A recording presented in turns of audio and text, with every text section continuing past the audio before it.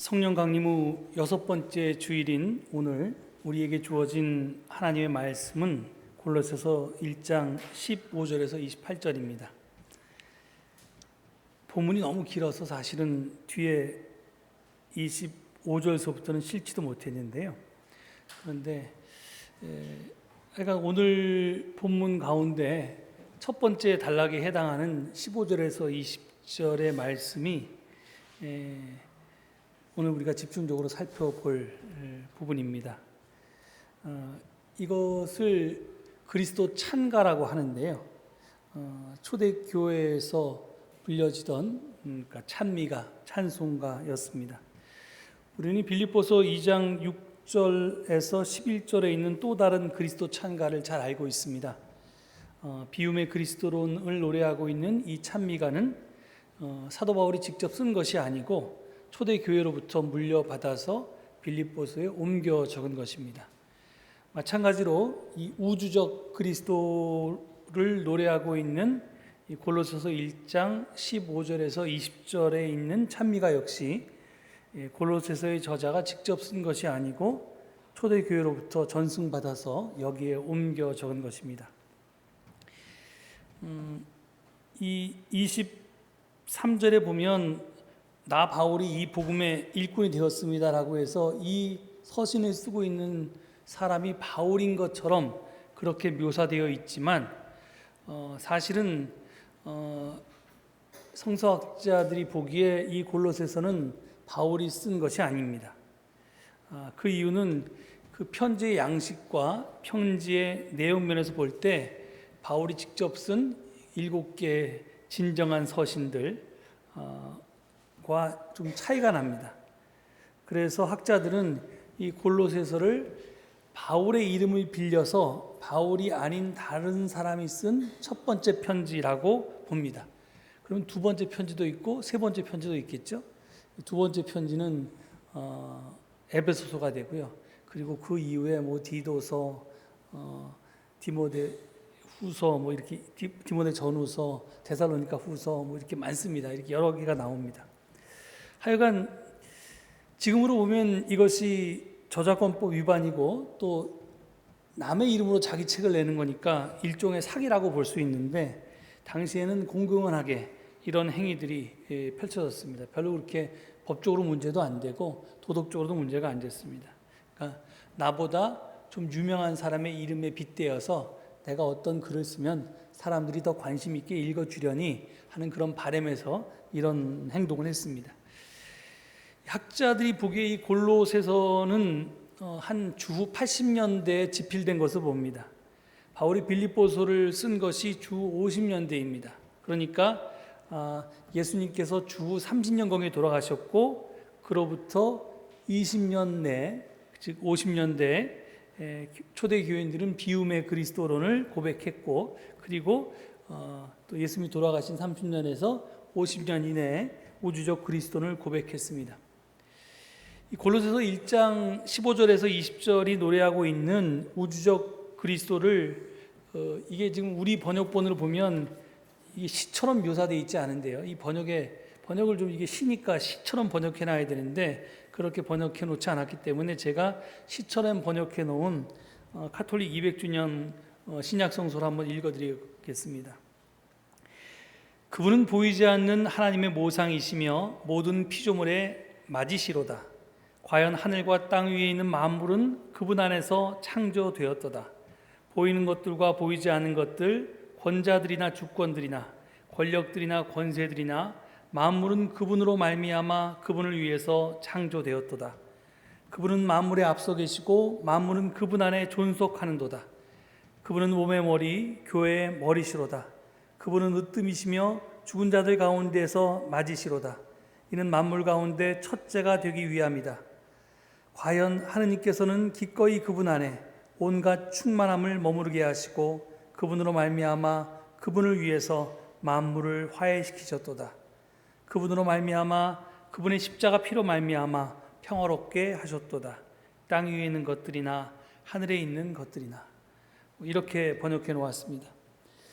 이 역사를 살았던 한 인간 예수가 죽은 지 50년도 지나지 않아서 이런 우주적인 그리스도로 고백되었다는 사실이 실로 놀랍지 않으십니까?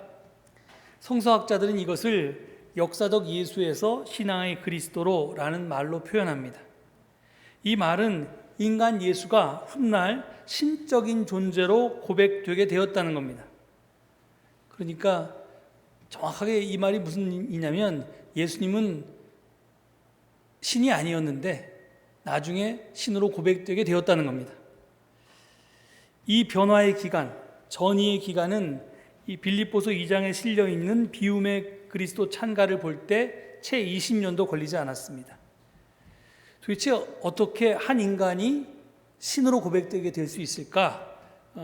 학자들은 그것을 체험으로부터 시작해서 은유적인 표현을 거쳐서 개념적인 정립에 이르는 세 단계의 과정을 거쳤다고 봅니다. 프랑스 출신의 현상학 철학자요 역사학자인 폴 리퀘르는 체험은 상징을 낳고 상징은 사상을 낳았다라는 아주 짧은 문장으로 이것을 설명한 바 있습니다. 그러니까 이게 뭐 예수님의 경우에만 해당되는 게 아니라 사실은 거의 모든 종교적인 경우에 다 해당이 되는데 먼저 체험이 있습니다. 그러니까 역사적 예수가 신앙의 그리스도로 전이된 첫 번째 배경에는 초대 그리스도인들의 부활 체험이 있었다는 겁니다. 하나님께서 예수님을 죽은 사람들 가운데서 살리셨다라고 하는 초대 그리스도인들의 확신은 예수님이 십자가에서 처형당한 이후에 그리 오래지 않아서 널리 확산되었습니다. 우리는 그 사실을 신약성경의 여러 증언들을 통해서 쉽게 확인할 수 있습니다. 수없이 등장합니다. 그 증거들이. 근데 이러한 확신은 부활한 그리스도에 대한 저들의 체험을 기초하고 있습니다. 그러니까 이 부활한 예수를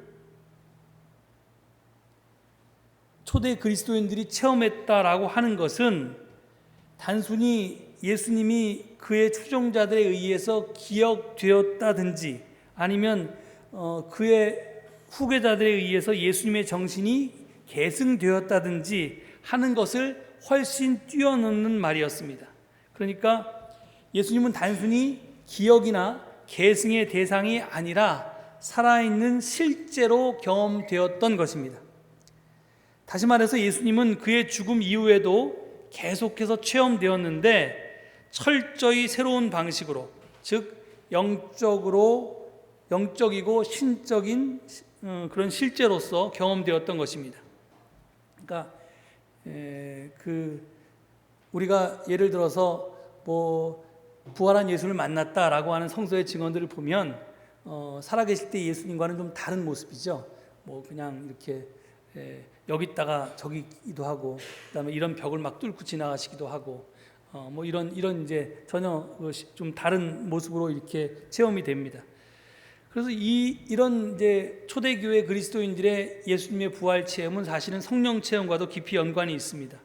그런 점에서 부활 체험은 예수님이 부활한 것을 넘어서서 부활한 나를 체험하는 것과도 연결됩니다. 그러니까 이 초대교회 그리스도인들이 부활을 체험했다 하는 것은 예수님만 부활했다는 것이 아니라 사실은 나의 부활도 거기에 포함이 됩니다. 아무튼 이런 부활 체험은 이후 수십 년 동안 초대 그리스도인들 속에서 신앙의 그리스도에 대한 여러 가지 이미지들을 생산해냈습니다. 그 이미지들이 뭐냐면 여러분들이 가장 쉽게 이해할 수 있는 것은 요한복음에 있는 나는 무엇이다 라고 하는 진술입니다. 나는 세상의 빛이다. 나는 생명의 빵이다. 나는 길이요 진리요 생명이다. 나는 참 포도나무이다. 나는 부활이요 생명이다. 나는 문이다. 나는 착한 목자, 선한 목자다. 이런 것들이죠. 여기서 보면 빛이나 빵이나 진리나 생명, 이게 다 이미지들인데 이런 이미지들이 요한복음에 나오는 겁니다. 그러니까 이것들이 다 부활한 예수님을 만났던 초대교인들의 경험에 기초한 그런 신앙 고백이었습니다. 예수님은 이런 말만 하신 게 아니라 좀 더 센 말도 하셨는데요. 나와 하나님은 하나다. 또는 나를 본 사람은 아버지를 보았다. 이런 거창한 진술도 하셨습니다. 여러분, 어떤 사람이 만약에 제가 여러분들한테 저는 세상의 빛입니다. 나를 본 사람은 아버지를 본 것입니다. 이렇게 말한다면 여러분 저를 어떻게 보시겠어요? 내가 바로 살아있는 생명의 빵이다. 만일 너희가 사람의 아들의 살과 피를 먹지 않으면 또 마시지 않으면 너희 안에 생명을 간직하지 못할 것이다. 이렇게 어떤 사람이 말했다면 우리는 그 사람을 의학적으로 어떻게 표현해야 될지 알고 있습니다. 그러니까 실제로 우리는 지금 이미 예수님이 살고 돌아가신 지 2000년이 지난 시기에 지금 이 말을 예수님은 신이라고 그렇게 고백하고 있는 입장에서 요한복음을 읽으면 이게 너무나 당연한 말처럼 들리지만 당시의 사람들은 그것이 당연하게 들리지 않았을 거라는 겁니다. 그러니까 이런 말씀들은 예수님이 자기 자신에 대해서 진술한 것으로 듣기보다는 요한 공동체가 예수님을 어떻게 보았는가라고 하는 그런 증언이라고 하는 차원에서 들으면 훨씬 더 이해가 가고 진지하게 받아들일 만한 진술이 됩니다. 만약 어느 공동체가 누군가에 대해서 우리는 그 사람에게서 어둠을 빠져나갈 길을 보여준 세상의 빛을 보았습니다. 혹은 우리는 그 사람에게서 우리가 지금까지 여행하는 동안 우리를 먹여준 영적인 음식을 발견했습니다. 라고 말했다면 이 말들은 미친 사람의 말이 아니라 매우 설득력 있고 인상적인 말이 될 것입니다. 간단히 말해서 이 요한복음에 있는 나는 무엇이다 라고 하는 그런 진술에 대한 가장 만족스러운 대답은 요한복음을 탄생시킨 공동체가 이런 식으로 부활한 예수님을 경험했다라고 하는 것이 고백이라고 해석해야 됩니다. 즉 그들 공동체를 어둠 속에서 끌어낸 빛으로서 그들의 삶의 여정 한복판에서 그들을 양육시킨 영적인 음식으로서 그리고 또한 그들을 죽음에서 생명으로 인도한 길로서 부활한 예수님을 경험했던 것입니다. 이렇듯 저들의 부활 경험은 이미지를 만들어냈습니다. 달리 말하면 그 이미지는 은유거나 또는 상징입니다. 나는 무엇이다 라고 하는 증언에 나오는 나는 빛이다, 나는 포도나무다 이렇게 할 때 그 빛이나 포도나무는 이미지입니다. 상징이고 은유입니다.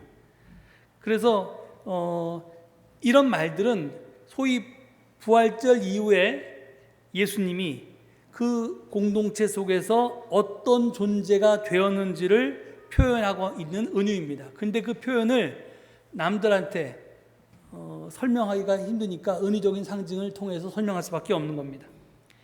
이 은유적이라고 하는 것은 제가 언젠가도 말씀드린 적이 있는 것 같은데 정확하게 무엇 보는 겁니다. 그러니까 예수님은 세상의 빛이다 라고 이게 은유라면요, 우리는 예수님은 세상의 빛이다 라고 하는 것을 믿는 게 아니라 우리는 예수님을 세상의 빛으로 본다라는 뜻입니다. 예수님은 참 포도나무다 라고 하는 말도 우리는 예수님을 참 포도나무로 본다라는 뜻입니다. 그러니까 이게 이제 고백의 언어인데요, 예수님을 참 포도나무로 보는 것은 우리가 그 포도나무 가지들이고 그래서 우리의 생명이 그 포도나무 가지이기 때문에 그 포도나무 원 줄기에 붙어 있을 때만 이제 내 생명이 유지될 수 있고 그리고 그 예수님의 생명이 바로 원래 본 줄기를 통해서 내 가지에 전달되고 있다고 하는 것을 진지하게 받아들인다는 그런 뜻입니다. 그래서 이런 처음의 부활 체험은 이런 식의 상징이나 이미지를 이렇게 떠올리게 되었고 이것이 나중에 시간이 지나면서 이러한 은유는 지적인 성찰과 신앙적인 숙고를 통해서 그 다음에 좀 더 개념화되고 구체화되고 체계화됩니다. 그래서 이것이 바로 교리가 되는 겁니다. 그래서 아까 제가 말씀드린 것처럼 경험은, 체험은 상징을 낳고 즉 은유를 낳고 은유는, 상징은 사상을 낳는다, 교리를 낳는다, 이렇게 폴 리케로가 얘기한 겁니다. 그러면 원래는 그게 아니었는데 나중에 저게 됐다는 얘기니까 이게 뭐 허무맹랑한 얘기냐 이렇게 여러분 생각하실지 모르겠는데 이것을 이상하게 받아들이시면 안 됩니다. 물이 끓으면 어떻게 돼요? 수증기가 되죠. 당연한 겁니다. 물이 끓으면 수증기가 되듯이 체험이 강렬하면 그것이 그 체험의 에너지가 점점 높아지면 그것이 은유를 낳는 거고요. 그 상징을 낳는 거고요. 그것이 또 점점 끓으면 이제 어떤 개념을 낳게 된다는 겁니다. 그게 소위 역사를 살았던 예수님이 신화의 그리스도로 고백되는 그런 과정입니다. 하여간 이런 과정을 거쳐서 지금 우리가 공부하고자 하는, 오늘 설교를 듣고자 하는 우주적 그리스도론이 탄생한 것입니다. 여기에 대해서 좀 짧게 살펴보겠습니다. 15절을 보면 그리스도를 보이지 않는 하나님의 형상이라고 합니다. 형상이란 말이 원어는 에이콘인데요. 이 에이콘이란 단어에서 이콘이라고 하는 이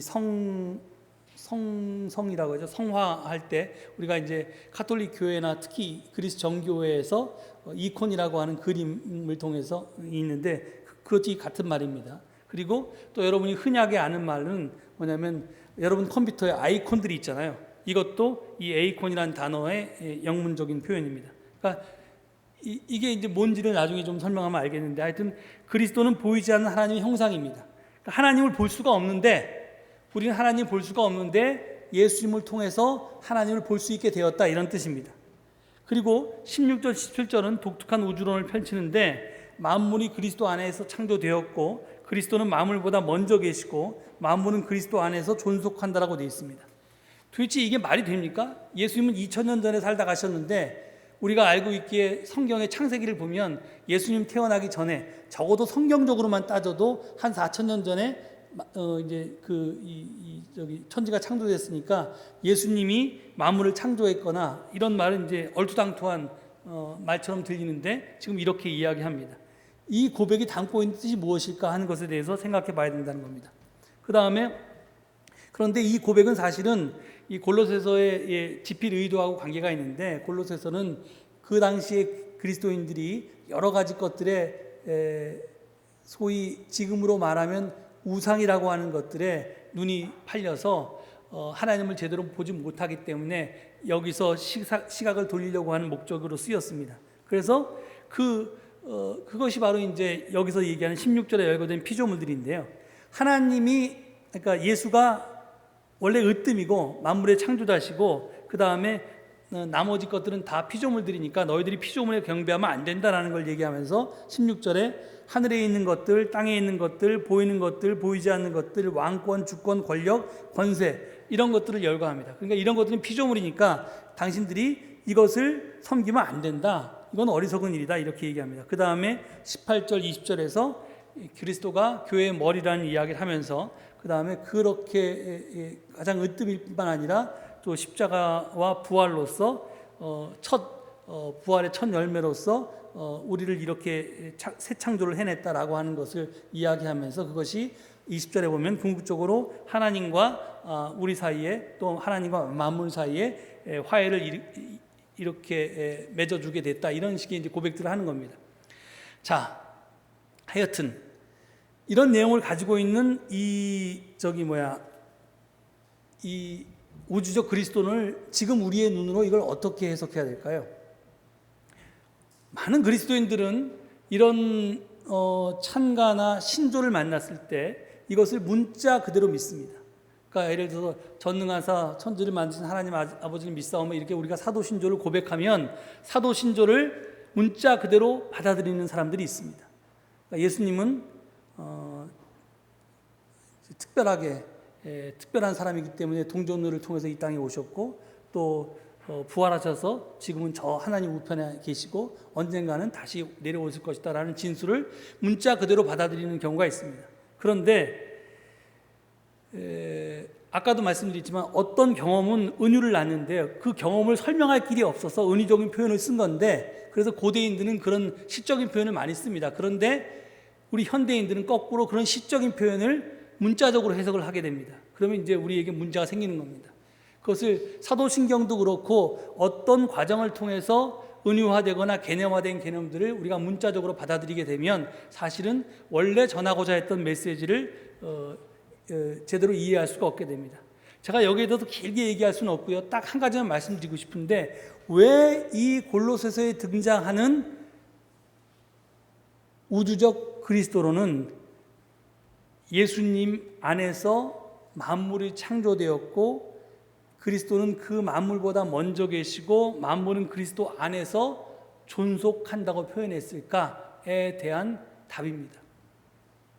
우리가 이것을 문자적으로 해석하지 않는다면 그리스도인이 그렇게 이야기한 이유가 있을 텐데, 그 이유가 뭐냐면요, 그건 이제 바울의 주장과 연결된다고 저는 생각합니다. 바울이 계속해서 주장한 게 뭐냐면 누구든지 그리스도 안에 있으면 또는 성령 안에 있으면 새로운 피조물이라고 하잖아요. 이게 바울의 일관된 주장입니다. 이것 없이는 바울의 신앙이 성립할 수가 없는데, 그렇다면 그리스도가 또는 그리스도의 영인 성령이 우리를 새롭게 태어나도록 재창조했다는 말이 됩니다. 그런 뜻에서 만물은 그리스도 안에서 창조됐다는 것을 뜻하는 겁니다. 예수 안에 있으면 우리가 새로운 피조물로 재창조되었으니까 우리를 창조한 게 누구예요? 예수 그리스도라는 얘기입니다. 새로운 피조물의 입장에서 보면, 옛 피조물이 아니라 새로운 피조물의 입장에서 보면 예수가 맞이라는 겁니다. 제일 첫 열매라는 겁니다. 그래서 이건 요한복음은 이 골로새서 뒤에 쓰여졌는데요, 요한복음의 고백처럼 말씀이신 예수님이 만물보다 선재해서 하나님과 함께 이 세상을 창조했다는 뜻이 아니고요, 십자가의 죽음과 부활로 새 생명을 얻으신 그리스도가, 그래서 우리에게 모범을 보이신 그리스도가 이제는 그를 따르는 모든 이들을 새 사람 되게 하셨기에 그리스도는 만물보다 먼저 나셨고 만물은 그분 안에 있고 그분으로 말미암아 존재하고 그분을 위하여 창조되고 그리고 존속하는 것이 아니고 무엇이겠냐는 것이 바로 이 고백의 내용입니다. 그러니까 이 고백은요, 우주적 그리스도를 우리가 숭배하시다, 여기에 목적이 있는 게 아닙니다. 예수님이 우리를 재창조, 십자가와 부활로 우리를 새롭게 창조했으니, 예수님이 새 사람이 되어서 모범이 되셨으니 이제 우리가 이것을 고백하는 우리가 예수님을 쫓아서 예수님을 따라서 새롭게 창조되다, 이런 뜻입니다. 이것이 예수 따름이가 되자는 것이 이 고백의 목적입니다. 결국 핵심은 예수님을 따라 사는 것에 있습니다. 이는 15절 첫 번째 구절, 이 그리스도 창가의 첫 번째 구절, 예수님은 보이지 않는 하나님의 형상이라는 말에 분명히 나와 있습니다. 이 말은 예수가 하나님이었다는 말이 아닙니다. 그가 하나님의 결정적인 계시였다는 말입니다. 예수 안에서 우리는 인간의 삶을 통해 드러난 하나님을 본다, 이 말입니다. 즉 우리는 하나님을 볼 수가 없지만 예수를 보면 하나님이 어떤 분인지를 볼 수 있게 된다는 겁니다. 이것은 예수가 하나님이라는 말하고는 다릅니다. 즉 예수님은 기독교인들에게 하나님이 어떤 분인지, 하나님으로 충만한 생활이 어떤 것인지 이것을 우리에게 가르쳐주는 결정적인 계시란 말입니다. 그래서 여기서 중요한 거는요, 우리가 예수를 믿는 게 아니라 예수를 통해서 하나님을 본다는 거에 있잖아요. 그렇기 때문에 다른 말로 표현하면 예수님이 렌즈라는 말입니다. 우리가 안경을 써야지만 보듯이, 예를 들어 멀리 있는 것을 볼 수 없을 때 우리가 망원경을 이용한다든지, 너무 작은 걸 볼 수 없을 때 현미경을 이용한다든지 하는 것처럼, 망원경이나 현미경이 없으면 멀리 있는 것 또는 너무 작은 것을 볼 수 없는 것과 마찬가지로 우리가 우리 눈으로 하나님을 볼 수 없는데 예수라고 하는 렌즈를 통해서 하나님을 볼 수 있게 되었다라고 하는 뜻입니다.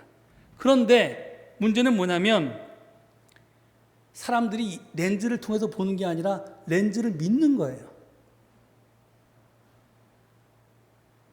예수, 천국, 불신, 지옥, 이 말이 그겁니다. 렌즈를 믿자는 겁니다. 지금 성경이 처음에 우리에게 증언한 바는 렌즈를 믿자는 게 아니었습니다. 지금 골로새서도 우리에게 가르쳐주는 것은 렌즈를 믿는 게 아니라 렌즈를 통해서 하나님을 봐라, 하나님으로 충만한 생활이 뭔지를 봐라라는 겁니다.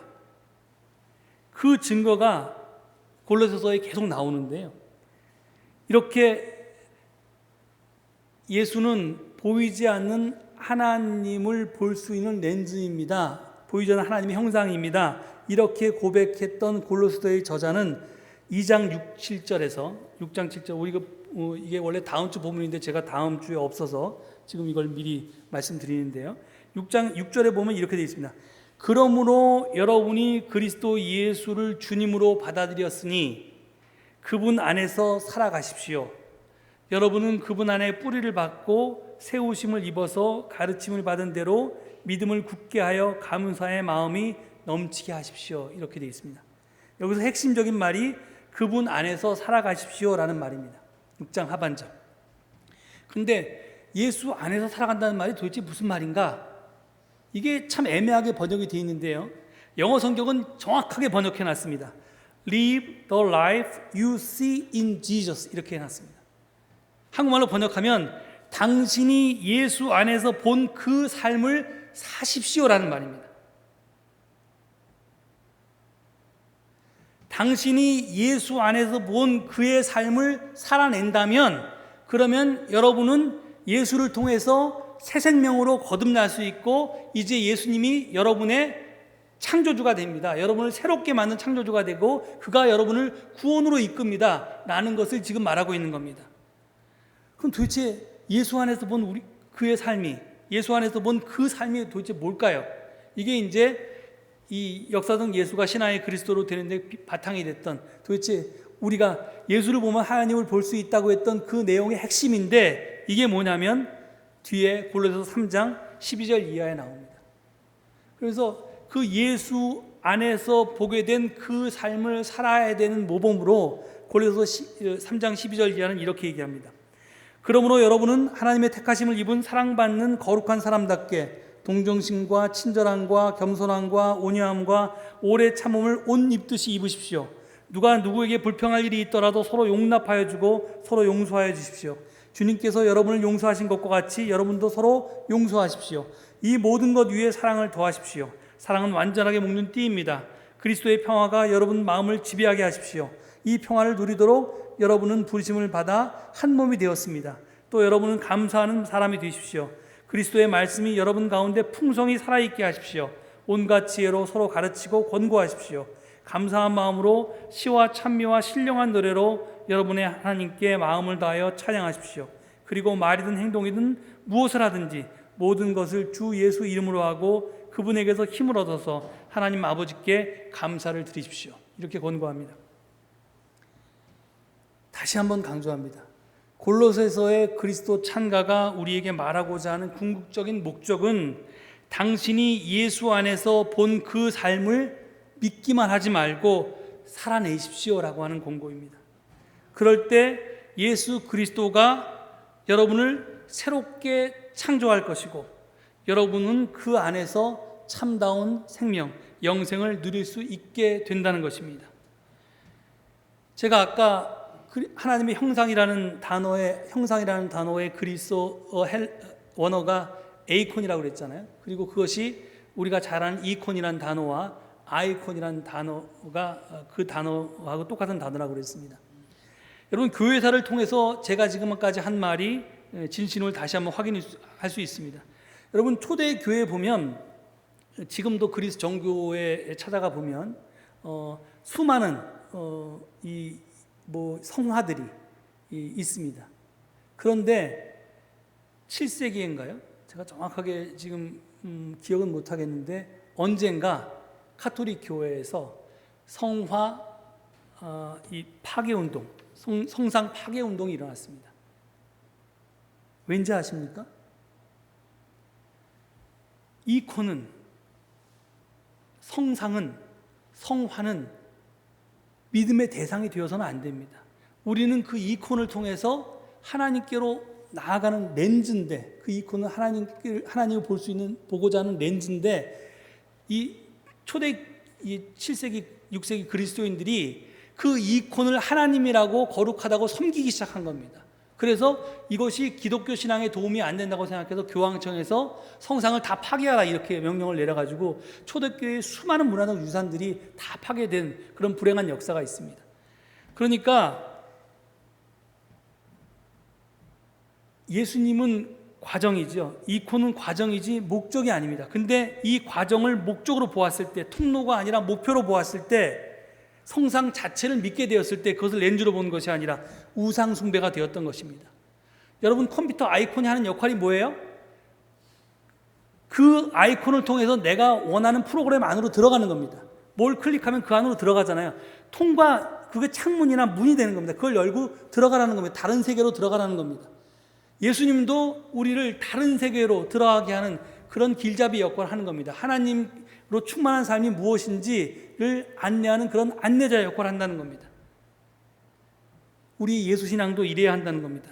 만약에 우리가 예수 안에서 본 그 삶을 살아내지 않고 믿기만 한다면 예수 천당 불신 지옥만 외친다면 우리의 예수 신앙은 우상 숭배로 빠지고 맙니다. 골로새서는 지금 그것을 경계하고 있는 겁니다. 온갖 우상 숭배에 빠져 있던 골로새 교인들을 경고하면서 너희는 예수 안에서 본 그 삶을 살아야 된다 하는 것을 이야기하는 복음서가 바로 이 골로새서의 말씀입니다. 여러분들 이 말씀이 여러분의 삶에 새로운 지침이 되시기를 간절히 축원드립니다. 이 말씀 생각하시면서 묵상 기도 드리시겠습니다.